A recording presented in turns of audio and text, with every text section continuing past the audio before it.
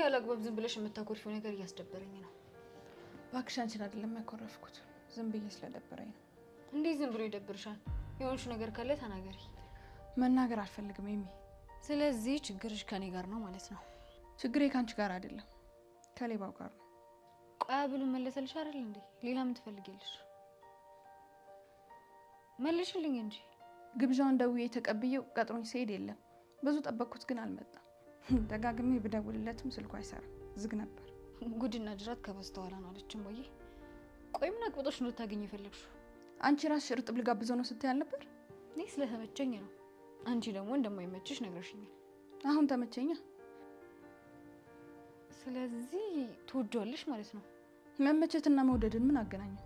እሺ አንድ ካልሆኑ እኔ ወድጄዋለሁ፣ አንቺ ደግሞ ተመችቶሻል። ስለዚህ ፍቅረኛ ባደርገው አይደብርሽም አይደል? አይደብረኝም፣ ግን እሱ በፍጹም ፍቅረኛ አያረግሽም። እሱን በምን እርግጠኛ ነሽ? እኔ ጋር ሲሆን የሚያሳየኝ ስሜት የተለየ ስለሆነ። ቆይ እኔ ጋር ሲሆን የተለየ ስሜት እንደማያሳየኝ በምን ታውቂያለሽ? ቀልቤ ስለነገረኝ።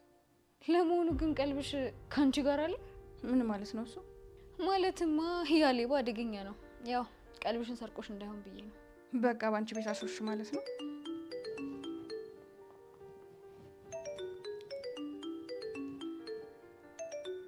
አየሽ፣ ቀልብሽ ወስዶሻል። ሌባው እኔ ጋር ደወለ። እንኳን ደስ አለሽ። ምን ነው ተናደድሽ እንዴ? መናደድ መብቴ መሰለኝ። እንደውም ይስፋችሁ ያወሩ